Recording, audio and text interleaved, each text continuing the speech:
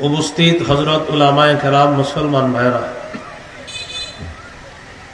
আল্লাহ তাআলার দরবারে শুকরিয়া আদায় করছি। আল্লাহ আমাদেরকে এই মাহফিলে উপস্থিত হওয়ার তৌফিক দান করেছেন বলে আলহামদুলিল্লাহ। আমি আপনাদের সামনে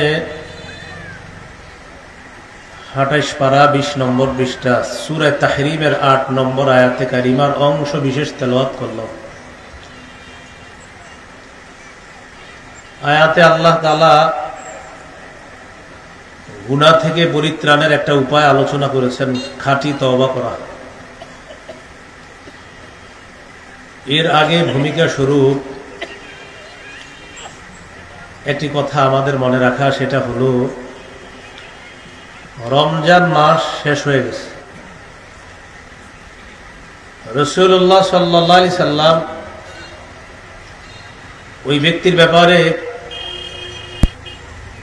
কঠোর হুঁশিয়ারি উচ্চারণ করেছেন যে ব্যক্তি রমজান পায় কিন্তু গুনাহ মাফ করা হলো না, গুনাহ মাফ করার আগেই রমজান বিদায় নিয়ে নেয়, তার ব্যাপারে রাসূলুল্লাহ সাল্লাল্লাহু আলাইহি সাল্লাম কঠিন বাক্য হাদিসে ব্যবহার করেছেন। তিরমিজির হাদিস 3545 নম্বর হাদিস। এই হাদিসের বর্ণনাকারী আবু হুরায়রা রাদিয়াল্লাহু তাআলা তিনি বলেন, রাসূলুল্লাহ সাল্লাল্লাহু আলাইহি সাল্লাম বলেছেন, রাদিবা আনফু রাজুলিন যুকিরতু ইনদাহু ফালাম ইউসাল্লি আলাইয়া। ওই ব্যক্তির নাক ভুলণ্ঠিত হোক, ওই ব্যক্তির নাক ধুলোয় দূষিত হোক, উদ্দেশ্য সে ধ্বংস হোক, যার সামনে আমার নাম উচ্চারণ করা হলো অথচ সে আমার নাম শুনে দুরূদ পড়ল না, সে ধ্বংস হোক। ওয়ারাদিমা আনফু রাজুলিন দাখালা আলাইহি রমাদান সুম্মা সালাখা ক্বাবলা আন ইউগফারা লাহু। ওই ব্যক্তি ধ্বংস হোক, ওই ব্যক্তির নাক ধুলোয় দূষিত হোক, ভুলণ্ঠিত হোক,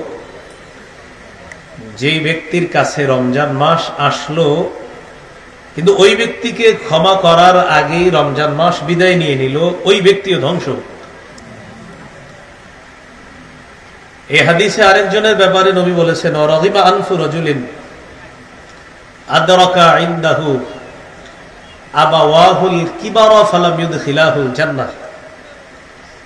ওই ব্যক্তি ধ্বংস হোক, তার নাক ধুলোয় দূষিত হোক, যার কাছে তার মা বাবা বার্ধক্যে উপনীত হয় কিন্তু তার মা বাবা তাকে জান্নাতে প্রবেশ করাইতে পারে নাই। উদ্দেশ্য হলো সন্তান মা বাবার সেবার মাধ্যমে জান্নাত কামাই করতে পারলো না, যে সন্তান ওই সন্তান ধ্বংস হোক, তার নাক ধুলোয় দূষিত হোক, বলি নাউজুবিল্লাহ।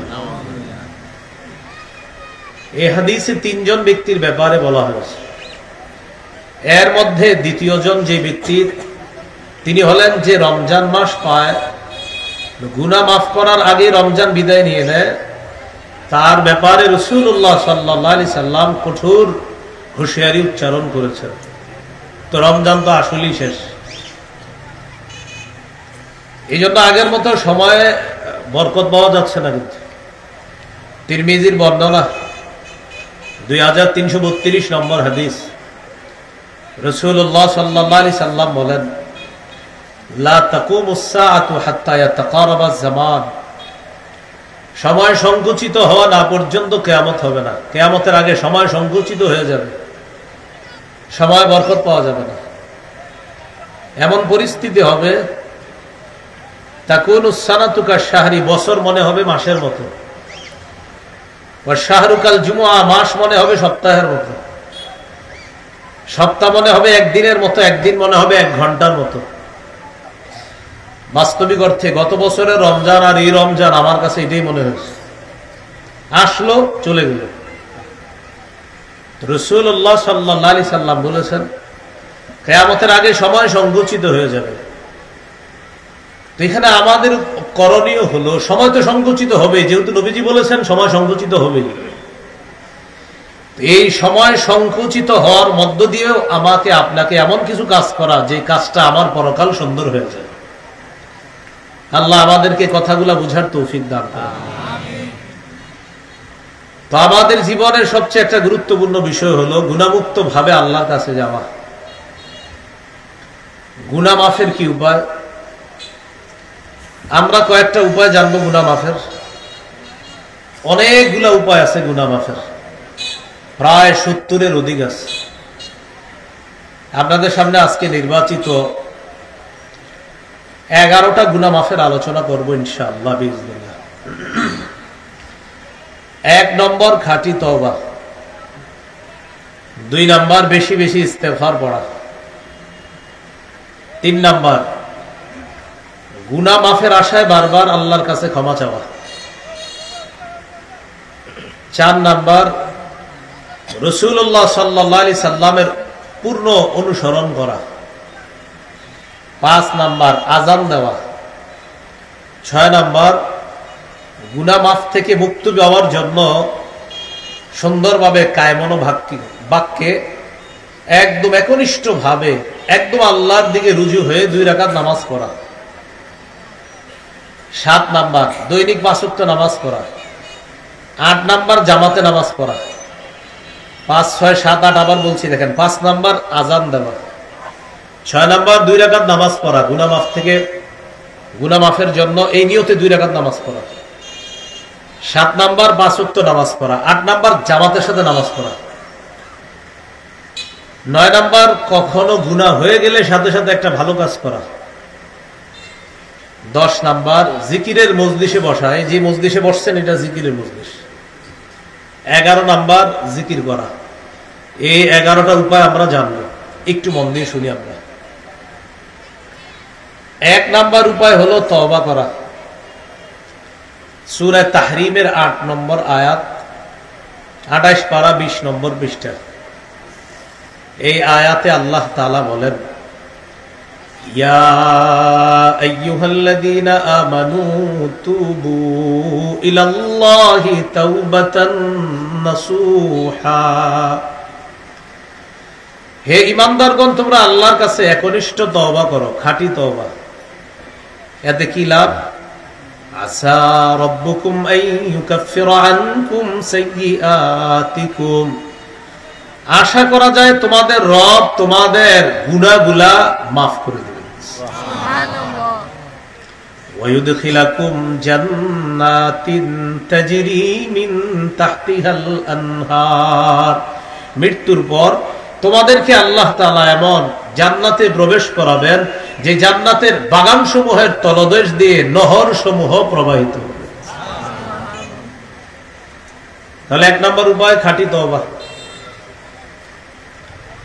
খাঁটি তওবার ব্যাপারে আরেকটা দৃষ্টান্ত, হাদিসের কিতাব ইবনে মাজাহ 4250 নম্বর হাদিস। এই হাদিসের বর্ণনাকারী আব্দুল্লাহ ইবনে মাসউদ রাদিয়াল্লাহু তাআলা। আব্দুল্লাহ ইবনে মাসউদ থেকে হাদিসটা বর্ণনা করছেন তার ছেলে, মানে ছেলে বাবা থেকে, বাবা নবীজির থেকে। সুবহানাল্লাহ। ছেলের নাম হলো উবাইদা। তো তিনি বর্ণনা করেছেন তার আব্বা আব্দুল্লাহ ইবনে মাসউদ রাদিয়াল্লাহু তাআলা আনহু থেকে, আর তার আব্বা আব্দুল্লাহ ইবনে মাসউদ রাদিয়াল্লাহু তাআলা আনহু হাদিসটি বর্ণনা করেছেন রাসূলুল্লাহ সাল্লাল্লাহু আলাইহি সাল্লাম থেকে। তো রাসূলুল্লাহ সাল্লাল্লাহু আলাইহি সাল্লাম বলেন, আত-তাইবু মিনাদ-দামবি কামান লা দামবালা, গুনাহ থেকে তওবাকারী ব্যক্তি তার মতো হয়ে যায় যার কোনো গুনাহই নাই। দেখেন, আমরা ওয়াজ শুনে সুবহানাল্লাহ ঠিকই পড়ি, কথা হলো সুবহানাল্লাহ পড়ার পরে আসলে তওবা করি কিনা। হ্যাঁ, যেমন একবার সুবহানাল্লাহ বললে জান্নাতে 10টা গাছ হয়ে যায়, তো এটা পড়ার পরে আবার বলি কি সুবহানাল্লাহ। বক্তা সাহেব মাইকের সামনে বলে, ভাই মান সাল্লা ইশা ফি জামাত ফাকান্নামা কামা নিসফাল লাইল, যে ব্যক্তি এশার নামাজ জামাতে পড়লো সে কেমন যেন অর্ধেক রাত জাগ্রত হয়ে দাঁড়িয়ে দাঁড়িয়ে ইবাদতের যে সওয়াব, এশার নামাজ জামাতে পড়ে ঘুমায় থাকলেও অর্ধেক রাত ইবাদতের সওয়াব। এই যে সুবহানাল্লাহ পড়ছেন, কিন্তু এশারটা কি সবাই পড়ে? এশার নামাজ পড়লেই লাভ, তো সুবহানাল্লাহ বলি। ঘটনা হলো যে সুবহানাল্লাহ বললাম মাঠে, কিন্তু এশার নামাজ পড়লাম কিনা। এই হাদিসের পরের অংশে আছে, ওমান সাল্লাল গাদাতা ফি জামাআহ, কেউ যদি ফজরের নামাজ জামাতে পড়ে ফাঁকা আন্নামা সাল্লাল লাইলা কুল্লা, সে কেমন যেন সারা রাত নামাজে কাটায় গেছে। এখন দেখেন ওয়াজে এটা শুনলেন রাতের বেলা, সুবহানাল্লাহ সুবহানাল্লাহ, যাওয়ার পরে এশাও বললেন না, ফজরও বললেন না, অথচ এশা বললে অর্ধেক রাত ইবাদতের সওয়াব, সুবহানাল্লাহ পড়ছি, ফজর বললে সারা রাত ইবাদতের সওয়াব, এটাও পড়ছি, সুবহানাল্লাহ। তো সকালে চা দোকানের সামনে বয়ান করতেছেন, রাসূলুল্লাহ সাল্লাল্লাহু আলাইহি সাল্লাম বলেছেন, কেউ যদি এশার নামাজ জামাতে পড়ে, সে যদি ঘুমায়ও থাকে অর্ধেক রাত ইবাদতের সওয়াব। নবীজি বলেছেন, কেউ যদি ঘুম থেকে ওঠার পর ফজরের নামাজটা জামাতে পড়ে, সারা রাত ইবাদতের সওয়াব। তো চা দোকানের সামনে সবাই বলল সুবহানাল্লাহ। এটা পড়ার পরে সবাই আপনাকে জিজ্ঞাসা করলো, ভাই তুমি পড়ছো নি? আজকে পড়তে ভুলে গেছি। তাহলে আমরা সুবহানাল্লাহ পড়বো, আমলও করব ইনশাআল্লাহ। তো তওবাকারী ওই ব্যক্তির মতো হয়ে যায় যে ব্যক্তির কোনো গুনাহ নাই। তো আজকে থেকে বেশি বেশি তওবা করা, আল্লাহ তৌফিক দান করেন। আরেকটি দৃষ্টান্ত ইবনে মাজার হাদিস 4251 নম্বর হাদিস। এই হাদিসের বর্ণনাকারী আনাস ইবনে মালিক রাদিয়াল্লাহু তাআলা তিনি বলেন, قال رسول الله صلى الله عليه وسلم كل بني آدم خطاء وخير الخطائين التوابون। রাসূলুল্লাহ সাল্লাল্লাহু আলাইহি সাল্লাম বলেন, আদম সন্তান কম বেশি সবারই পাপ হয়, গুনাহ হয়। এখানে আমরা যারা আছি আমাদের সবারই কম বেশি গুনাহ হয়ে যায়। রাসূলুল্লাহ সাল্লাল্লাহু আলাইহি সাল্লাম বলেন, ওয়া খায়রুল খাত্তাইনা তাওয়াবুনা, এই পাপীদের মধ্যে তারাই উত্তম যাদের পাপ হয়ে যাওয়ার পর তওবা করে, ওই তওবাকারীদেরকে আমি নবী সর্বোত্তম বলে ঘোষণা করলাম। কি শিখলাম হাদিস থেকে? পাপ কম বেশি আমাদের হয়, তো আমাদের মাঝে তাহলে ভালো কে? নবী বলেন যে তওবা করে, সুবহানাল্লাহ। পাপ হয়, তাহলে হুজুর আমরা সব পাপী, তো ভালো কে? নবীজি বলেন পাপের পর যে তওবা করে সে ভালো। তাহলে পাপ হয়ে যায়, এই পাপীদের মাঝে তারা উত্তম যারা তওবা করে। আরেকটা দৃষ্টান্ত ইবনে মাজার 4253 নম্বর হাদিস।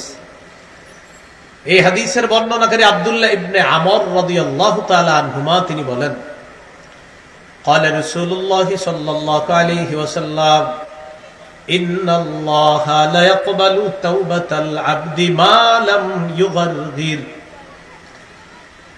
আল্লাহ তাআলা বান্দার তওবা ততক্ষণ কবুল করেন যতক্ষণ তার প্রাণ কণ্ঠাগত না হয়। মৃত্যুর আগ পর্যন্ত বান্দার তওবা আল্লাহ কবুল করতে থাকেন। সহিহ মুসলিমের বর্ণনা, রাসূলুল্লাহ সাল্লাল্লাহু আলাইহি ওয়াসাল্লাম বলেন, ইন্নাল্লাহা ইয়াবসুতু ইয়াদাহু বিল-লাইল লিয়াতুবা মুসিউন নাহার ওয়া ইয়াবসুতু ইয়াদাহু বিন-নাহার লিয়াতুবা মুসিউল লাইল। সহিহ মুসলিমের 2564 নম্বর হাদিস। মাদ্রাসার পাঠ্যপুস্তক অনুসারে রাসূলুল্লাহ সাল্লাল্লাহু আলাইহি সাল্লাম বলেন, আল্লাহ তাআলা দিনের বেলা ক্ষমার হাত প্রসারিত করে রাখেন, রাতের তওবাকারী যারা, রাতে যারা পাপ করে, এই পাপীদের তওবাগুলা কবুল করার জন্য দিনের বেলা আল্লাহ তাআলা ক্ষমার হাত প্রসারিত করেন, রাতে আল্লাহ ক্ষমার হাত প্রসারিত করেন দিনের পাপীদের তওবা কবুল করার জন্য। পুরো হাদিসটা মিলান 24টা ঘন্টা রব বান্দাকে ক্ষমা করতে চায়। তিরমিজির হাদিস 3538 নম্বর হাদিস। এই হাদিসটা তিরমিজিতে ছোট্ট করে আসছে, বুখারী মুসলিমে অনেক বড় করে আসছে। এক ব্যক্তি সফরে বেরিয়েছে, তার সাথে বাহন আছে, বাহনের মধ্যে খানা আছে, পানি আছে, সফরের সরঞ্জামাদি আছে বাহনের মধ্যে। তো ওই ব্যক্তি সফর করে রওনা করছে। এক জায়গায় গিয়ে তার ক্লান্তি এসেছে, ক্লান্তি দূর করার পর সফর বিরতি দিলেন। সফর বিরতি দেওয়ার পর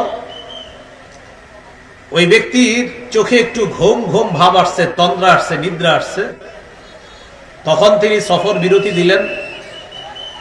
সফর বিরতি দেওয়ার পর তার চোখে ঘুম এসে গেছে, তিনি ঘুমায় গেলেন। উনি যখন ঘুম থেকে জাগ্রত হলেন, জাগ্রত হওয়ার পর দেখে তার যে বাহনটা আছে ওই বাহনটা হারিয়ে গেছে।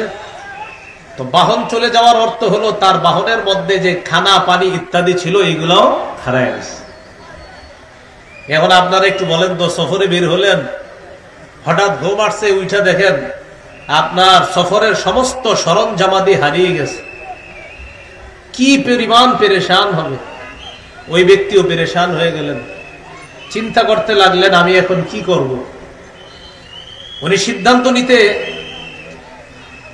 খুব পেরেশান হয়ে গেলেন, আমি কি সফরের বাকি পথ অতিক্রম করব নাকি আবার বাড়িতে ফিরে যাব। টেনশন করার পর উনি এই সিদ্ধান্তে বসলেন, আমি যদি সফরের বাকি পথটা সমাপ্ত করতে চাই, ওই পরিমাণ সফর করার জন্য যেই পরিমাণ আমার সরঞ্জাম প্রয়োজন, এই পরিমাণ সরঞ্জাম আমার কাছে এখন নাই। খানা দরকার, পানি দরকার, মোটামুটি পথ চলার জন্য কিছু খরচ দরকার, এইগুলা কিছুই নাই আমার কাছে। সিদ্ধান্ত নিলেন বাকি পথ সফর করা সম্ভব না। রয়ে গেল আরেকটা সিদ্ধান্ত নেওয়ার অপেক্ষা, সেটা হলো তাহলে বাড়িতে ফিরে যাই। চিন্তা করলেন বাড়িতে ফিরে যাইতে এই জায়গায়ও আমার খানা লাগবে, পানি লাগবে, টাকা পয়সা লাগবে, বাড়িতে ফিরে যাওয়া সম্ভব না, অতএব এখানেই বসে থাকি। তাহলে উনি সফর বিরতি দিয়ে ওখানে বসে রইলেন। আবার ঘুম এসে গেছে, নিয়ত হইল যদি মারা যায় এখানে মারা যাব, বাস আমি এখানে মৃত্যুবরণ করতে হবে, এছাড়া উপায় নাই, বাড়িতে ফিরে যাওয়া সম্ভব না, সফরের বাকি পথ অতিক্রম করা সম্ভব না। এই বলে উনি আবার বসে রয়েছে, ঘুমায় গেছে। হঠাৎ উনি ঘুম থেকে জাগ্রত হয়েছে, চোখ খুলছে, খোলার পর দেখে তার বাহন খানা পানি সহ আবার তার সামনে উপস্থিত হয়ে গেছে। কি পরিমাণ খুশি হবে। হাদিসে আসছে রাসূলুল্লাহ সাল্লাল্লাহু আলাইহি সাল্লাম বলেন, ওই ব্যক্তি এত পরিমাণ খুশি হয়, খুশির অতি সহ্যে ওই ব্যক্তি আল্লাহকে বলে আল্লাহুম্মা আনতা আবদি ওয়া আনা রাব্বুকা। হাদিসে আসছে বিশিদ্দাতিল ফারহি, খুশির অতি সহ্যে, অত্যাধিক খুশি হয়ে আল্লাহকে, মানে মাথা ঠিক নেই কি বলবে, তো আল্লাহকে বলতেছে আল্লাহ আপনি আমার বান্দা, আমি আপনার রব। আসলে বলতো কি আল্লাহ আপনি আমার প্রকৃত রব, আল্লাহ আপনি আমার রব, আমি আপনার বান্দা। তো এটা বলতে গিয়ে বলতেছে আল্লাহ আপনি আমার বান্দা, আমি আপনার রব। মানে খুশির কারণে ওনার মাথা ঠিক নেই কি বলে বলছে। তো রাসূলুল্লাহ সাল্লাল্লাহু আলাইহি সাল্লাম বলেন, এক ব্যক্তি মুসাফির তার হারিয়ে যাওয়া বাহন, হারিয়ে যাওয়া বস্তু ফিরে পাওয়ার পর যতটা খুশি হয়, লাল্লাহু আফরাহু বিতাওবাতি আহাদিকুম মিন আহাদিকুম বিদাল্লাতিহি ইযা ওয়াজাদাহা। তোমাদের কোন ব্যক্তি তওবা করলে হারিয়ে যাওয়া বস্তু পুনরায় ফিরে পাওয়ার পর মুসাফির যেই পরিমাণ খুশি হয়, খুশির কারণে তার কথাবার্তাও ঠিক নাই, সেটাও সে বুঝে না, একজন মানুষ তওবা করলে তার চাইতে কোটি গুণ বেশি আল্লাহ খুশি হয়ে যায়। তাহলে আমরা প্রতিদিন তওবা করা, যদি আপনার মনে হয় আপনার একটা গুনাহও নাই তাও তওবা করবেন। রাসূলুল্লাহ সাল্লাল্লাহু আলাইহি সাল্লাম প্রতিদিন তওবা করতেন, নবীর আগে পরে কোনো গুনাহ নাই তাও তওবা করতেন। আল্লাহ তাআলা আমাদেরকে বেশি বেশি তওবা করার তৌফিক দান করুন।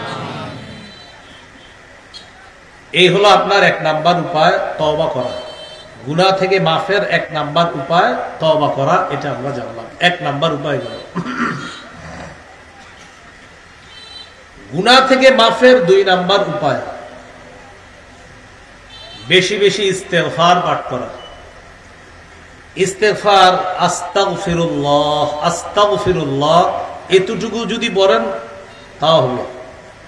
আর যদি আরেকটু বাড়িয়ে পড়েন আস্তাগফিরুল্লাহ আল্লাযী লা ইলাহা ইল্লা হুয়াল হাইয়ুল কাইয়্যুম ওয়া আতুবু ইলাইহি, এটাও হবে।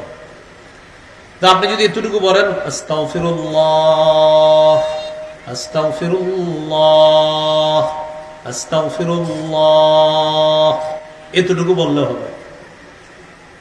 এখন আপনি ইস্তেগফার বেশি পড়বেন না সুবহানাল্লাহ বেশি পড়বেন? আমাদের তো গুনাহ আসলে অনেক, এই জন্য প্রথমে কিছু পরিমাণ ইস্তেগফার পাঠ করবেন, এরপরে সুবহানাল্লাহ পাঠ করা। জামায় যদি ময়লা থাকে সাবান, ময়লা না থাকলে আতর, কলবে ময়লা থাকলে ইস্তেগফার। ইস্তেগফারের মাধ্যমে কলবের ময়লা কিছুক্ষণ সাফ করার পর এবার সেই কলবটাকে সুবহানাল্লাহ দিয়ে সাজাবেন। তাহলে কাপড়ে ময়লা থাকলে সাবান, কলবে ময়লা থাকলে ইস্তেগফার, কাপড় পরিষ্কার থাকলে আতর, ইস্তেগফারের মাধ্যমে কলব পরিষ্কার করার পর সুবহানাল্লাহ দিয়ে সেই কলবকে সাজানো। তো এই জন্য আস্তাগফিরুল্লাহর মাধ্যমে কলবের ময়লা দূর করা, সুবহানাল্লাহর মাধ্যমে কলবকে সুন্দর করা। আল্লাহ তৌফিক দান করেন।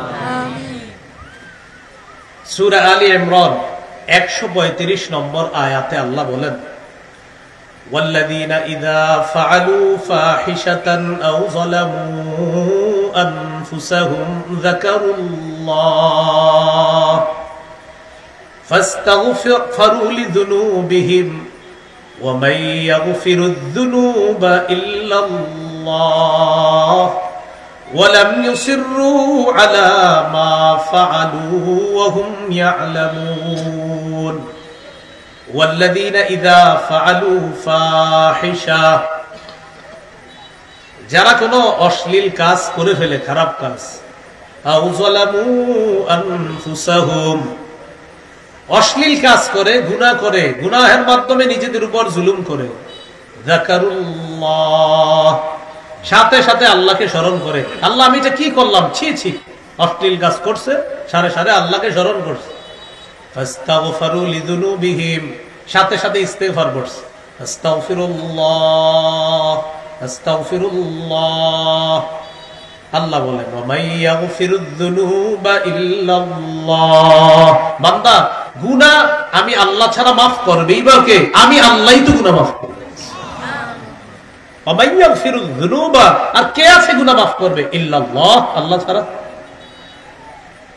ওয়ালাম ইউসিররু আলা মা ফাআলু ওয়া হুম ইয়ালামুন, জেনে বুঝে এই গুনাহ বারবার করে না। তাহলে চারটা কথা এখানে দেখেন।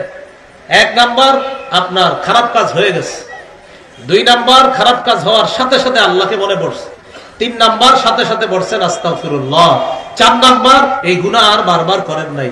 এক নাম্বার হয়ে গেছে, দুই নাম্বার সাথে সাথে আল্লাহকে স্মরণ হয়েছে, তিন নাম্বার আস্তাগফিরুল্লাহ বললেন, চার নাম্বার ছি ছি আমি ভবিষ্যতে এটা আর করবো না, করার আর নিয়ত নাই। আল্লাহ বলেন, তো তোমার গুনাহ আমি আল্লাহ মাফ করবো না, করবে কে? আর গুনাহ আমি আল্লাহ ছাড়া মাফ করবেই বা কে? তাহলে খুব সুন্দর একটা জিনিস শিখলাম, আমাদের চলতে পড়তে গুনাহ হয়ে যেতে পারে, সাথে সাথে আস্তাগফিরুল্লাহ, আমি কি করলাম, গুনাহ হবে, আল্লাহকে স্মরণ করেন, ছি ছি আমি কি করলাম, আস্তাগফিরুল্লাহ পড়া, আর দৃঢ় প্রতিজ্ঞা রাখা যে এটা আমি বারবার করবো না। আল্লাহ আমাদেরকে এইভাবে গুনাহের স্মরণে বেশি বেশি ইস্তেগফার করার তৌফিক দান করেন। সহিহ মুসলিমে একটা হাদিসে কুদসির মধ্যে আসছে, কোন বান্দা যখন গুনাহ করে আল্লাহ তাআলা বলেন, আযনাবা আবদি যামবা ওয়া আলিমা আন্না লাহু রাব্বান ওয়া ইয়াগফিরুয যামবা। সুবহানাল্লাহ, দেখেন কি বলে। কোন বান্দা যখন গুনাহ করার পর ইস্তেগফার পাঠ করে আস্তাগফিরুল্লাহ আস্তাগফিরুল্লাহ, আল্লাহ ফেরেশতাদেরকে বলে, ফেরেশতারা আমার বান্দা গুনাহ করছে, গুনাহ করার পর ওর এটা জানা আছে আমাকে মাফ করার মতো আমার একজন রব আছে। আমার বান্দা গুনাহ করার পর ও এটা বিশ্বাস করে যে আমাকে মাফ করার মতো আমার একজন রব আছে, এইভাবে ও আমাকে এইভাবে রব মনে করে আমার কাছে ক্ষমা চায়। ফেরেশতারা শোনো, আমার বান্দাকে আমি মাফ করে দিলাম, কারণ ও তো জানে ওরে মাফ করার মতো আমি আছি। তাহলে কি বলতেছে, আমার বান্দা গুনাহ করছে আর ও জানে ওর রব আছে, রব আমি, তো আমি মাফ করবো না, কে করবে? সাক্ষী থাকো, আমি ওকে মাফ করে দিলাম। তাহলে গুনাহ থেকে পরিত্রাণের দুইটা উপায় জানলাম। এক নাম্বার তওবা করা, দুই নাম্বার ইস্তেগফার বেশি বেশি পাঠ করা, তিন নাম্বার এটা আমার সাথে যদি বলেন মনে থাকবে, বলেন ক্ষমা পাওয়ার আশায়, বারবার ক্ষমা চাওয়া, ক্ষমা চাই দিয়েছে, মাফ করে মাফ করে, মাফ হয়েছে, না না আল্লাহ মাফ করে মাফ করে, আচ্ছা মাফ হয়েছে, এই টেনশন রাখা, আচ্ছা আমার কি মাফ করছে আল্লাহ, টেনশন, তো আবার আল্লাহ মাফ করেন, আল্লাহ মাফ করেন, এরকম মাফ চাইতেছেন বারবার, আবার টেনশন, আচ্ছা আল্লাহ মাফ করছে। আর একটা হলো আশা আল্লাহ মাফ করবে, আবার ভয় আমার ঠিক মতো মাপ চাওয়া হইলো তো। এইভাবে ক্ষমা চাওয়ার আশায়, বারবার ক্ষমা পাওয়ার আশায় ক্ষমা চায়। আল্লাহ বলে আমিও বারবার ক্ষমা করি, বারবার ক্ষমা চায়, আমি বারবার ক্ষমা করি। দলিল তিরমিজির বর্ণনা 3540 নম্বর হাদিস। এই হাদিসটা হাদিসে কুদসি। قال رسول الله صلى الله عليه وسلم قال الله عز وجل في الحديث القدسي ইয়া ইবনা আদম ইন্নাকা মা দাউতানি ওয়া রাজাউতানি গফারতু লাকা আলা মা কানা মিনকা ওয়ালা উবালি। হে আদম সন্তান, তুমি যতবার ক্ষমা পাওয়ার আশায় আমাকে ডাকো, আমি ততবার তোমাকে ক্ষমা করে দেই। এতে আমি আল্লাহ কারো পরোয়া করি না, আমি ততবার তোমাকে ক্ষমা করি। তাহলে ক্ষমা চাওয়ার আশায় যতবার আমাকে ডাকো আমি ততবার ক্ষমা করে দেই, এতে আমি আল্লাহ কারো পরোয়া করি না। এরপরে আল্লাহ বলেন, ইয়া ইবনা আদম লাউ বালাগাত যুনুবুকা আনানাস সামা সুম্মা ইস্তাগফারতানি গফারতু লাকা আলা মা কানা মিনকা ওয়ালা উবালি। হে আদম সন্তান, তোমার পাপ যদি আকাশের চূড়ায় গিয়ে পৌঁছে যায়, টেনশনে পড়ে গেলা, এত পরিমাণ গুনাহ আমার, আল্লাহ কি হবে আমার? আল্লাহ তাআলা বলেন, তুমি এই পরিমাণ গুনাহ মাফের জন্য আমার কাছে কায়মন বাক্যে ক্ষমা চেয়েছো, আমি আল্লাহ এই পরিমাণ গুনাহ মাফ করে দিতে কারো পরোয়া করি না, আমি এই পরিমাণ গুনাহ মাফ করে দিয়েছি। এরপরে আল্লাহ বলেন, ইয়া ইবনা আদম, হে আদম সন্তান, ইন্নাকা লাউ আতাইতানি বিকরাবিল আরদি খাতায়ায়া সুম্মা লাকিতানি লা তুশরিকু বি শাইআ গফারতু লাকা আলা মা কানা মিনকা ওয়ালা উবালি ওয়া ফি রিওয়ায়া লা আতাইতুকা বিকরাবিহা মাগফিরাতান। হে আদম সন্তান, তুমি যদি দুনিয়ার রাশি রাশি বালু পরিমাণ গুনাহ নিয়ে আমার কাছে উপস্থিত হও, শুধু একটা শর্ত, তোমার গুনাহের মধ্যে কোনো শিরিক নাই। শিরিক ছাড়া আরো অনেক গুনাহ আছে, তো শিরিকের গুনাহ তোমার গুনাহের ওই লিস্টের মধ্যে নাই। আমার কাছে এই বালু পরিমাণ গুনাহ নিয়ে তুমি আসছো, আমি আল্লাহ এই বালু পরিমাণ ক্ষমা নিয়ে তোমাকে ক্ষমা করে দিয়েছি। তাহলে গুনাহ বালু পরিমাণ, ক্ষমাও বালু পরিমাণ। শর্ত শিরিক করা যাবে না। অনেকে মনে মনে মাপতেছে, তা আমি যে অনুভব টাকা মারছি সেটার কি হবে? টাকা মাইরা দিছে, বান্দার হক নষ্ট। এই ক্ষেত্রে আমরা মনে রাখবো, তওবার মৌলিক তিনটি শর্ত। প্রিয় ভাইয়েরা, তওবার কয়টি শর্ত মৌলিক? বলেন সাথে আরেকটি, বলেন সাথে আরেকটি, মোট চারটি। মৌলিক তিনটি, সাথে আরেকটি, মোট কয়টি হলো? চারটি। এক নাম্বার, অতীতের গুনাহ থেকে ফিরে আসা। দুই নাম্বার, গুনাহের উপর অনুতপ্ত হওয়া। ইবনে মাজাহ 4252 নম্বর হাদিসে আছে, আর নাদামু আত-তাওবা, অনুতপ্ত হওয়াটাই তওবা। তাহলে এক নাম্বার গুনাহ থেকে ফিরে আসা, দুই নাম্বার গুনাহের উপর অনুতপ্ত হওয়া, তিন নম্বর দৃঢ় প্রতিজ্ঞা করা আমি ভবিষ্যতে এই গুনাহ আর করব না। এই মৌলিক তিনটা। এক নাম্বার গুনাহ থেকে ফিরে আসা, দুই নাম্বার অনুতপ্ত হওয়া, তিন নাম্বার দৃঢ় প্রতিজ্ঞা করা আমি ভবিষ্যতে এই গুনাহ করব না। চার নাম্বার আরেকটা, সেটা হলো আমার অধীনে বান্দার কোনো হক থেকে থাকলে এই হকটা আমি ওই বান্দার থেকে যেভাবে হোক আমি মুক্ত হতে হবে, তার হক আদায় করতে হবে। কিভাবে হব? তার সাথে আবার কথা বলতে হবে, তার থেকে আমি এটা মুক্ত হওয়ার ব্যবস্থা করতে হবে। কারণ বান্দার হক আল্লাহ মাফ করবে না। প্রথম তিনটা ঠিক আছে, গুনাহ থেকে ফিরে আসছেন, অনুতপ্ত হলেন, ভবিষ্যতে করবেন না, আল্লাহ আপনাকে মাফ করে দিবে।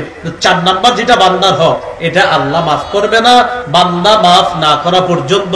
তাহলে তওবার মৌলিক তিনটি শর্ত, সাথে চার নাম্বার আরেকটা, সেটা হলো বান্দার হক আমার অধীনে থেকে থাকলে মৃত্যুর আগে অবশ্যই সেই হক আদায় করে দেওয়ার চেষ্টা করব, অথবা যেভাবে পারি তার কাছ থেকে ক্ষমা নেওয়ার চেষ্টা করব। আল্লাহ তৌফিক দান করেন। তাহলে এক নাম্বার তওবা করা, দুই নাম্বার ইস্তেগফার করা, তিন নাম্বার ক্ষমা পাওয়ার আশায় আল্লাহর কাছে বারবার ক্ষমা চাওয়া। গুনাহ মাফের চার নাম্বার উপায় রাসূলুল্লাহ সাল্লাল্লাহু আলাইহি সাল্লামের আনুগত্য করা।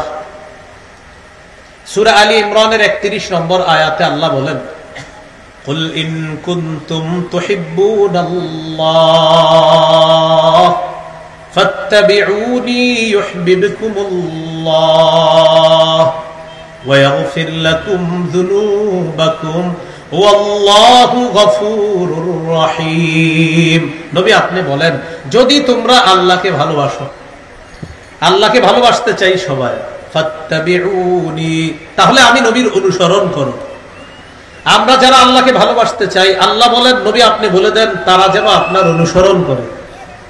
ইউহিব্বুকুমুল্লাহ, আপনাকে যদি আপনার উম্মত অনুসরণ করে এদেরকে বলে দেন ইউহিব্বুকুমুল্লাহ, আল্লাহ তোমাদেরকে ভালোবাসবেন, ওয়া ইয়াগফির লাকুম যুনুবাকুম, তোমাদের গুনাহ সমূহ আল্লাহ ক্ষমা করে দিবেন।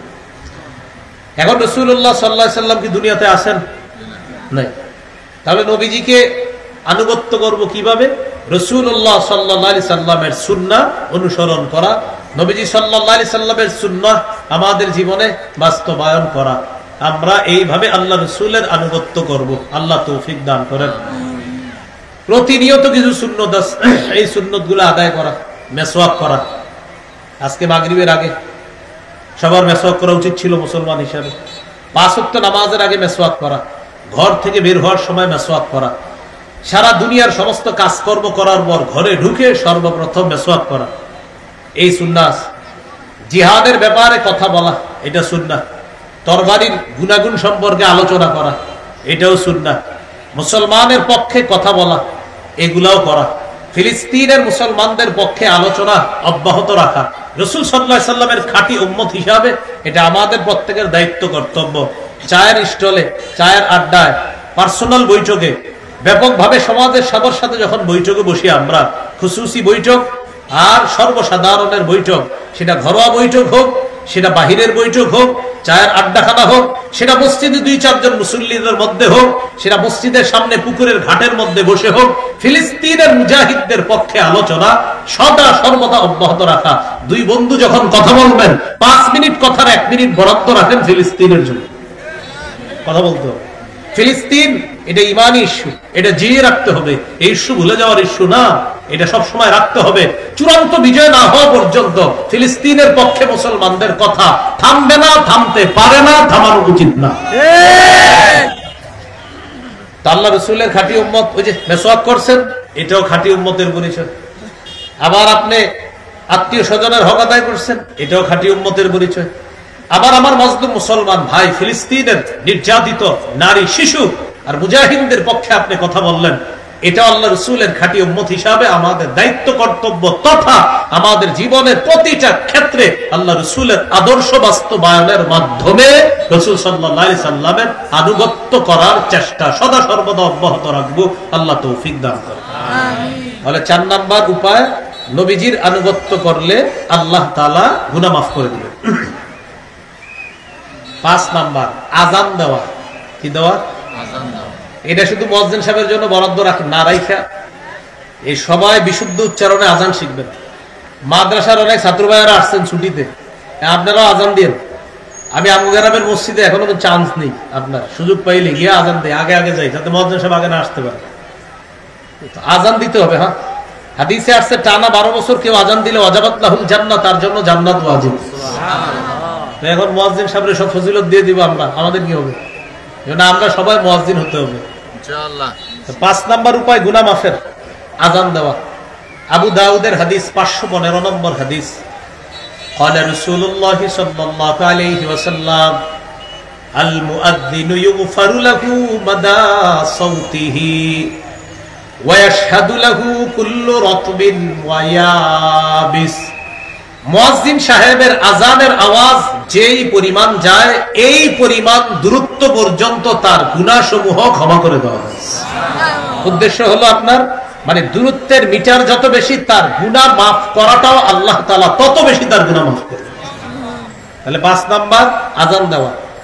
মুয়াজ্জিনের আযানের আওয়াজ আশেপাশের ভিজা শুষ্ক, যারাই মুয়াজ্জিনের আযান শুনবে, ভিজা হোক শুষ্ক হোক, যত কিছু মুয়াজ্জিনের আযান শুনবে, মানুষ তো আছেই, মানুষ ছাড়া ভিজা শুষ্ক যারাই মুয়াজ্জিনের আযান শুনবে, কিয়ামতের ময়দানে মুয়াজ্জিনের পক্ষে আল্লাহর কাছে সে সাক্ষী দিবে। তো আযান দিব তো ইনশাআল্লাহ সবাই, ইমাম সাহেবও আযান দিব, খতিব সাহেবও আযান দিব, মুয়াদ্দিস সাহেবও আযান দিব, ছাত্র ভাইরা আযান দিব, মুরব্বি আযান দিব, ছোট বড় সকলে ইনশাআল্লাহ বিশুদ্ধ উচ্চারণে আযান শিখে আযানের মাধ্যমে আমাদের গুনাহগুলা মাফ করার চেষ্টা করব। আল্লাহ তৌফিক দান করেন। তাহলে 5 নাম্বার আযান দেওয়া। গুনাহ মাফের 6 নাম্বার উপায়, 2 রাকাত নামাজ পড়া। কয় রাকাত? এখন এই আমলটা আপনারা আগামী বছর করবেন নাকি? তুই যে আমরা ওয়াজে সুবহানাল্লাহ বলি কিন্তু আমল করি না। 2 রাকাত নামাজটা আজকেই পড়বেন নিয়তে ইনশাআল্লাহ। এটা এশার নামাজ আজকে পড়বেন, এশার পরে হতে পারে, অথবা এশার পরে হয়তো মাহফিল তাড়াতাড়ি শুরু হবে, তাড়াতাড়ি মাহফিলে চলে আসবেন। বাস আজকে বাসায় গিয়ে আমাদের আইবি সাহেব হুজুর মুনাজাত দেওয়ার পর যখন বাসায় যাবেন ইনশাআল্লাহ, যাওয়ার পরে আজকে আপনি আমলটা করবেন যে আল্লাহ আমার জীবনের তো গুনাহ কম নাই, রমজান দিলেন আল্লাহ গুনাহ মাফের জন্য, আমি তো গুনাহ মাফ হইতে পারছি কিনা, গুনাহ মুক্ত হতে পারলাম কিনা আল্লাহ আমি তো জানি না মাবুদ, আজকে ওয়াজ শুনছি 2 রাকাত নামাজ পড়া গুনাহ মাফের জন্য, আল্লাহ আমি এই নিয়তে আজকে 2 রাকাত নামাজ পড়তেছি। আপনি 2 রাকাত নামাজ পড়েন, নবীজি বলেছেন নামাজ শেষ গুনাহ শেষ। আবু দাউদের হাদিস 1521 নম্বর হাদিস। এই হাদিসের মধ্যে আছে قال رسول الله صلى الله عليه وسلم ما من عبد يذنب ذنبا فيحسن الطهور فيقوم فيصلي ركعتين إلا غفر الله له ذنبا। কোন ব্যক্তির গুনাহ হয়ে গেছে, গুনাহ হওয়ার পর ভালোভাবে পবিত্রতা অর্জন করছে, পবিত্রতা অর্জন করার পর নামাজে দাঁড়াইছে, 2 রাকাত নামাজ পড়ছে, ফাইসাল্লি রাকাতাইন 2 রাকাত নামাজ পড়ছে। রাসূলুল্লাহ সাল্লাল্লাহু আলাইহি সাল্লাম বলেন একনিষ্ঠ ভাবে তার 2 রাকাত নামাজ শেষ, ইল্লা গফারাল্লাহু যাম্বা, তার গুনাহ আল্লাহ মাফ করে দিয়েছে। তাহলে আজকে যে সুবহানাল্লাহ পড়লাম 2 রাকাত নামাজের ব্যাপারে, আমল কবে? আজকে চেষ্টা করা ইনশাআল্লাহ, বলেন ইনশাআল্লাহ। এইগুলো 6 নাম্বার গুনাহ মাফের উপায়, 2 রাকাত নামাজ পড়া। 7 নাম্বার উপায় 5 ওয়াক্ত ফরজ নামাজ নিয়মিত পড়া, 5 ওয়াক্ত ফরজ নামাজ নিয়মিত পড়া। সহিহ বুখারীর বর্ণনা 526 নম্বর হাদিস। এক ব্যক্তি রাসূলুল্লাহ সাল্লাল্লাহু আলাইহি সাল্লামের কাছে আসছে, আসার পর নবীজিরে একটা গুনাহের ব্যাপারে বলছে, হুজুর আমার এই সমস্যা। এখান থেকে একটা বিষয় মনে রাখবো আমরা, গুনাহ কখনো হয়ে গেলে কাউকে না বলা, বলেন প্রয়োজনে, সবাই বলেন প্রয়োজনে, যার সাথে আত্মশুদ্ধির সম্পর্ক তার কাছে প্রয়োজনে গুনাহ প্রকাশ করার অনুমতি আছে। গুনাহ প্রকাশ করব না, প্রথম কথা হলো গুনাহ প্রকাশ করব না। যার সাথে আপনার ইসলাহি সম্পর্ক, আত্মশুদ্ধির সম্পর্ক, শুধু তাকে পার্সোনাল বলতে পারবেন, সবাইকে না, এলাকায় বলে বেড়াবেন না। বুখারীর বর্ণনায় আসছে কুল্লু উম্মতি মুআফা ইল্লাল মুজাহিরিনা, আমার উম্মতের সকলকে আল্লাহ মাফ করে দিবে, শুধু তাদেরকে মাফ করবে না যারা গুনাহ প্রকাশ করে, যারা গুনাহ কি করে দেয়? প্রকাশ করে দেয়। তো নবীজি বলেন গুনাহ কিভাবে প্রকাশ করে? আমার উম্মত, কিছু কিছু উম্মত এত বোকামি করে, রাতের বেলা একটা গুনাহ করে, গুনাহ করার পর ফায়ুসবিহু, সকাল হয়, ফাকাদ সাতারাহুল্লাহ, আল্লাহ তার গুনাহটা গোপন রাখছে। ও রাতে একটা গুনাহ করে ফেলছে, গুনাহটা আল্লাহ গোপন রাখছে।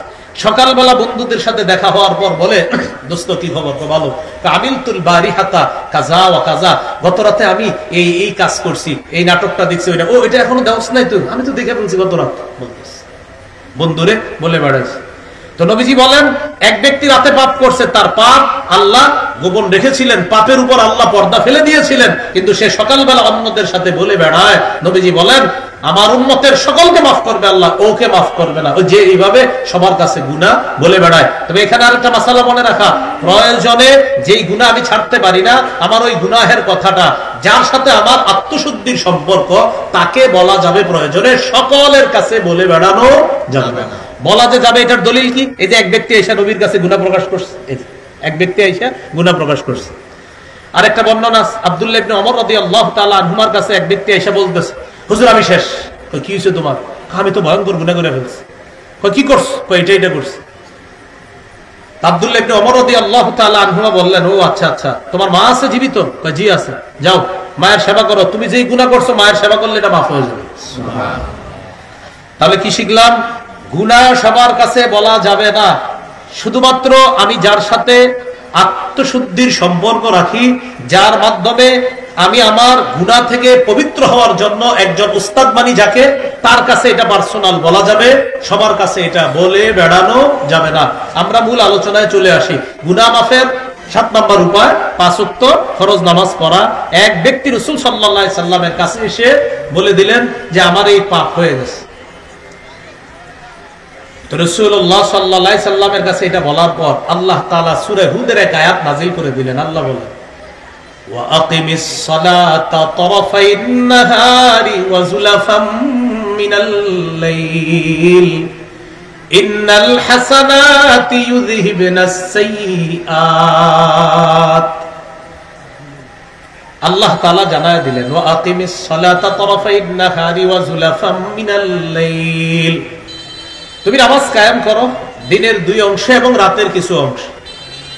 ইন্নাল হাসানাতি ইউযহিবনাস সাইয়্যাত, নিশ্চয়ই পুণ্যের কাজ পাপের কাজকে মিটিয়ে দেয়। নিশ্চয়ই পুণ্য পাপের কাজকে মিটিয়ে দেয়। নামাজ একটা পুণ্যের কাজ। এটা এমন একটা ইবাদত, আপনার যে সাহাবী আপনার কাছে এখন সমস্যা নিয়ে আসছে, সে নামাজ পড়লে আমি আল্লাহ এই সমস্যার সমাধান করে দেব। তাহলে কি শিখলাম? এক ব্যক্তি নবীর কাছে এসে বললেন পাপের কথা, আল্লাহ কোরআনের আয়াত নাজিল করে বললেন নামাজ পড়তে বলেন, 5 ওয়াক্ত নামাজ পড়লে আমি আল্লাহ এই পাপ মাফ করে দেব। এগুলো 7 নাম্বার উপায়। 8 নাম্বার, জামাতের সাথে নামাজ পড়া।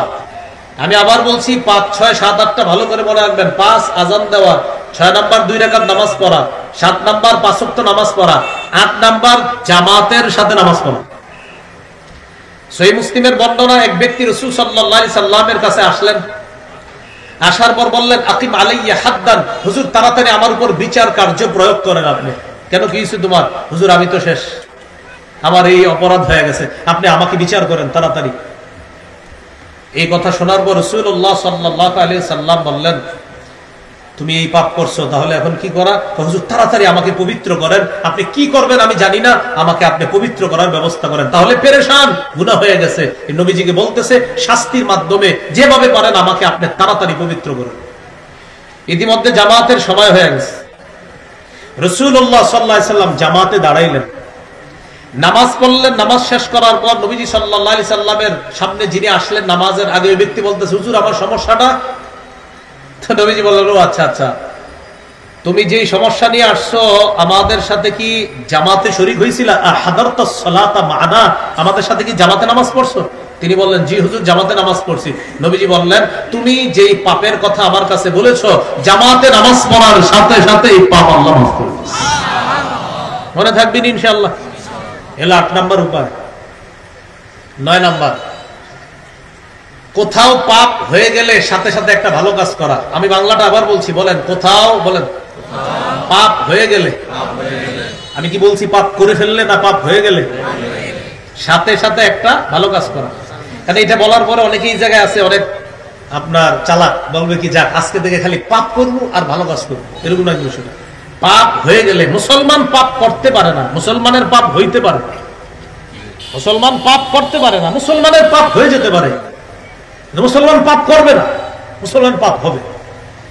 তো পাপ হয়ে গেলে সাথে সাথে একটা ভালো কাজ করা।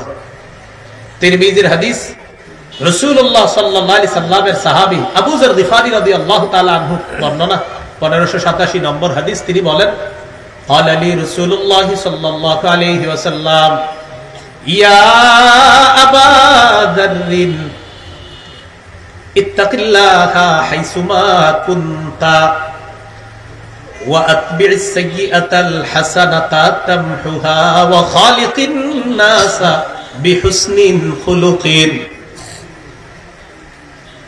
রাসূলুল্লাহ সাল্লাল্লাহু আলাইহি ওয়াসাল্লাম বলেন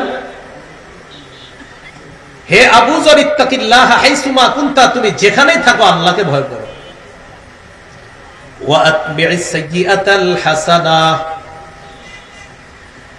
তোমার কখনো পাপ হয়ে গেলে সাথে সাথে একটা ভালো কাজ করবা। তামহুহা, তোমার ভালো কাজটা পাপ কাজকে মিটিয়ে দিবে।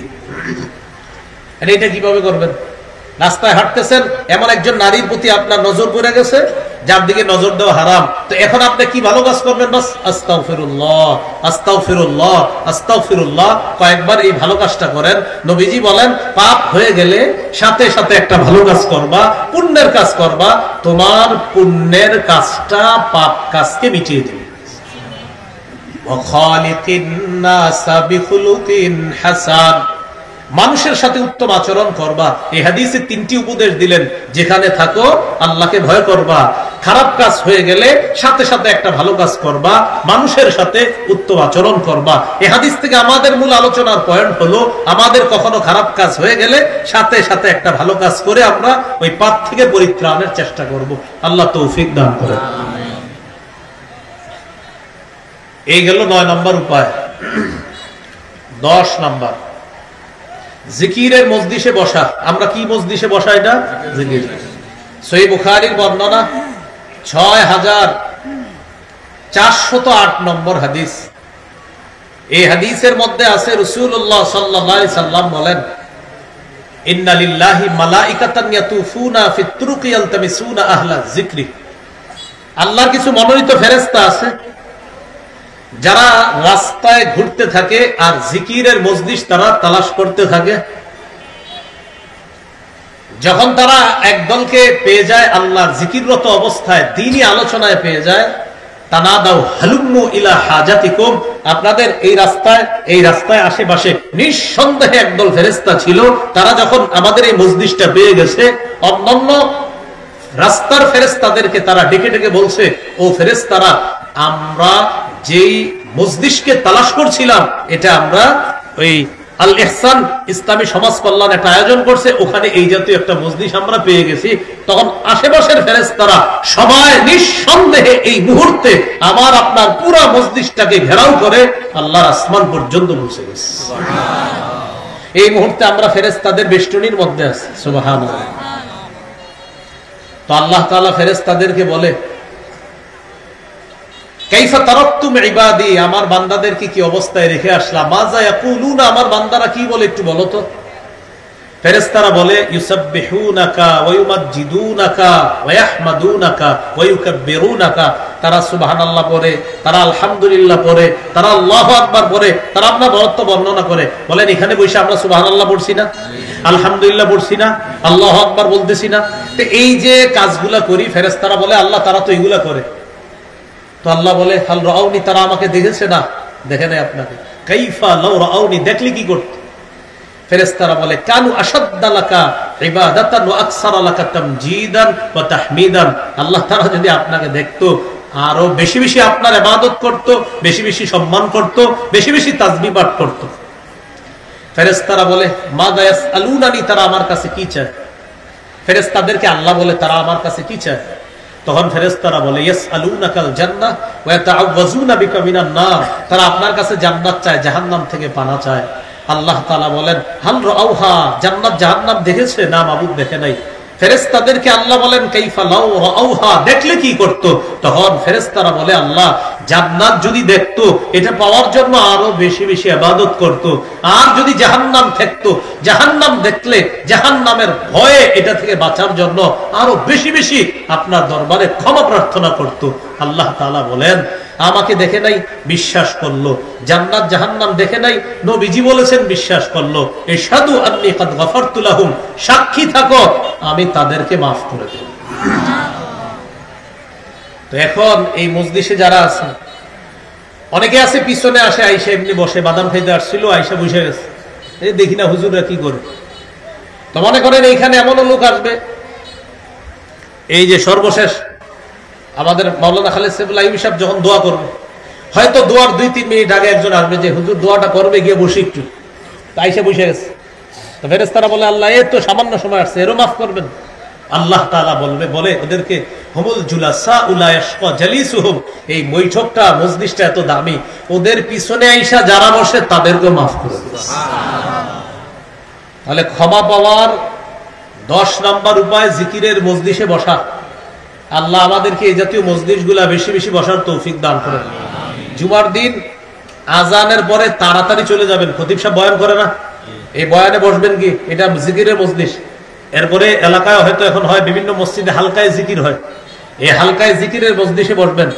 দাওয়াত ও তাবলীগের কাজে বসবেন, তালিম হয় তালিমে বসবেন, গাছতে হয় গাছতে যাবেন, ঈমান ইয়াকিনের কথায় বসবেন, বাদ মাগরিব যে সুন্দর একটা আলোচনা হয় ওটাতে বসবেন। এই সবগুলা জিকিরের মজলিস। ওই মজলিসে যদি 4 জন বসে, 3 জন বসে, অনেক সময় আপনার হইতে পারে গ্রামগঞ্জে 5-10 জন বসছে, ছোট্ট মজলিস। আল্লাহ কসম, ইয়াকিন রাখেন, ওই ছোট্ট মজলিসটা ফেরেশতারা ঘেরাও করে আল্লাহর আসমান পর্যন্ত। এই গেল 10 নাম্বার উপায়। 11 নাম্বার উপায়, সর্বশেষ গুনাহ মাফের 11 নাম্বার উপায় হলো জিকির করা। কি করা? চলেন একটু জিকির করি। সুবহানাল্লাহ, আলহামদুলিল্লাহ, লা ইলাহা ইল্লাল্লাহ, আল্লাহু আকবার। বলেন আল্লাহর কাছে চারটি বাক্য সবচেয়ে পছন্দের। সুবহানাল্লাহ, আলহামদুলিল্লাহ, লা ইলাহা ইল্লাল্লাহ, আল্লাহু আকবার। এবার বলেন সবচেয়ে শ্রেষ্ঠ জিকির হলো লা ইলাহা ইল্লাল্লাহ। তাহলে সবচেয়ে পছন্দের বাক্য চারটা, সুবহানাল্লাহ, আলহামদুলিল্লাহ, লা ইলাহা ইল্লাল্লাহ, আল্লাহু আকবার। আর সবচাইতে শ্রেষ্ঠ জিকির হলো লা ইলাহা ইল্লাল্লাহ। সবাই একদম দিল থেকে একবার পড়েন, লা ইলাহা ইল্লাল্লাহ।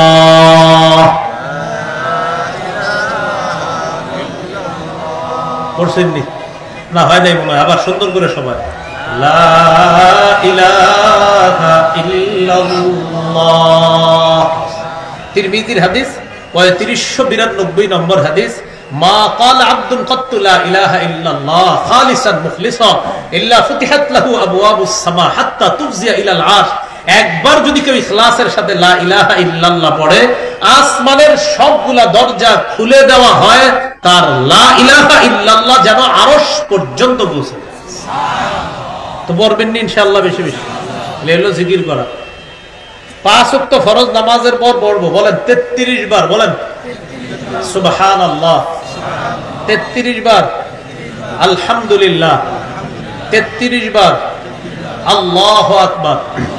বলেন 3 33 99। কত হলো? বলেন এবার 100তম বারে পড়বো লা ইলাহা ইল্লাল্লাহু ওয়াহদাহু লা শারীকা লাহু লাহুল মুলকু ওয়া লাহুল হামদু ওয়া হুয়া আলা কুল্লি শাইইন কাদির। বলেন কেউ যদি 33 বার সুবহানাল্লাহ, 33 বার আলহামদুলিল্লাহ, 33 বার আল্লাহু আকবার, 3 33 বলেন 99 হওয়ার পর লা ইলাহা ইল্লাল্লাহু ওয়াহদাহু লা শারীকা লাহু লাহুল মুলকু ওয়া লাহুল হামদু ওয়া হুয়া আলা কুল্লি শাইইন কাদির। এই 100 বার বলেন কেউ যদি পড়ে, সমুদ্রের ফেনা পরিমাণ গুনাহ যদি থাকে আল্লাহ মাফ করে পড়বেন নি। আর 34 বারে যেটা ওটাও পারেন, 33 সুবহানাল্লাহ, 33 আলহামদুলিল্লাহ, 34 বার আল্লাহু আকবার। বাকি এই আমলটা বেশি করবেন ঘুমের সময়। কখন? যখন ঘুমাবো তখন 33 বার সুবহানাল্লাহ, 33 বার আলহামদুলিল্লাহ, 34 বার আল্লাহু আকবার। এটা কখন পড়বো? সাধারণত ঘুমের সময়। আর 5 ওয়াক্ত নামাজের পরে 33 বার সুবহানাল্লাহ, 33 বার আলহামদুলিল্লাহ, 33 বার আল্লাহু আকবার। আর ওই যে 100তম বারে 3 33 99 হওয়ার পর লা ইলাহা ইল্লাল্লাহু ওয়াহদাহু লা শারীকা লাহু লাহুল মুলকু ওয়া লাহুল হামদু ওয়া হুয়া আলা কুল্লি শাইইন কাদির। আল ইহসান ইসলামী সমাজ কল্যাণ যারা, তাদেরকে আমি বলবো, এই সমাজ কল্যাণের সভাপতি সাহেবকে বলবো, আপনি আপনার উদ্যোগ নিয়ে প্রতিটা মসজিদে মসজিদে 5 ওয়াক্ত নামাজ পরবর্তী তাসবিহাত জিকিরগুলা আমরা একটা ফ্রি বিতরণ করা যায় কিনা ইনশাআল্লাহ। তাহলে আল ইহসান ইসলামী সমাজ কল্যাণের তাদের কাছে আমার অনুরোধ থাকবে, এটা এই এলাকার প্রতিটা মসজিদে মসজিদে 5 ওয়াক্ত নামাজ পরবর্তী যে জিকিরগুলো আছে, তাসবিহগুলো আছে, আমরা একটা সুন্দর ব্যানারের মতো বানিয়ে এটা আমরা প্রত্যেকটা মসজিদে হাদিয়া দিয়ে দিব ইনশাআল্লাহ। প্রয়োজনে উজানি মাদ্রাসার মুহাদ্দিস সাহেবদের সাথে একটু বসে নেবেন, বসে জিকিরগুলোর সুন্দর একটা চার্ট নিয়ে আমরা সুন্দরভাবে টানিয়ে দেওয়ার চেষ্টা করব। আল্লাহ এই খেদমতটা যেন এই পরিষদে যারা আছেন খুব দ্রুত যেন এই খেদমতটা আপনারা বাস্তবায়ন করতে পারেন, আল্লাহ তৌফিক দান করেন। তাহলে এই হলো 11 জিকির করা। এইভাবে আমরা গুনাহ থেকে মুক্ত থাকবো ইনশাআল্লাহ। সর্বশেষ আপনাদের কাছে কয়েকটা কথা। 1 নাম্বার, সবাই বলি একসাথে, বলেন আজকে গোপন পাপ প্রকাশ্য পাপ এই মুহূর্তে ছেড়ে দিলাম, নতুন করে পাপের কাছেও যাব না, পাপ কারো কাছে প্রকাশ করব না, পাপকে পাহাড়ের মতো মনে করব। চারটা কথা আমি বলি, এবার আপনারা শোনেন। 1 নাম্বার, আজকে এই মুহূর্তে প্রকাশ্য পাপ গোপন পাপ ছেড়ে দিব। 2 নাম্বার, নতুন করে প্রকাশ্য পাপ গোপন পাপের কাছে যাব না। 3 নাম্বার, পাপকে কারো কাছে প্রকাশ করব না। হ্যাঁ, একান্ত যদি প্রকাশ করতে হয়, ওই যে বলেছিলাম, আমার যার সাথে ভালো সম্পর্ক কোনো আলেম, তাকে আমি জানাতে পারবো এটা থেকে বাঁচার জন্য। 4 নাম্বার, যে কোনো ছোট থেকে ছোট পাপকে আমরা পাহাড়ের মতো মনে করব। আল্লাহ তাআলা এই আয়োজনকে কবুল করেন। নামাজের পর থেকে ইনশাআল্লাহ, একদম নামাজের সাথে সাথে ইনশাআল্লাহ আমাদের দাওয়াতি মেহমান যারা আছে তারা বসে যাবেন। ইতিমধ্যে অনেকে চলে আসছে। হ্যাঁ, সুসংবাদ হলো হযরত মাওলানা খালিদ সাইফুল্লাহ আইয়ুবী দামাত বরকাতুহুম চলে এসেছেন, আলহামদুলিল্লাহ। মাওলানা শাইখ হাসান জামিল সাহেব হুজুরও চলে এসেছেন, বলে আলহামদুলিল্লাহ। তাহলে বাদ এসা হযরতের বয়ান, এর মানে হযরত উপস্থিত, তো তাড়াতাড়ি বয়ান শুরু হয়ে যাবে। আল্লাহ তৌফিক দাও।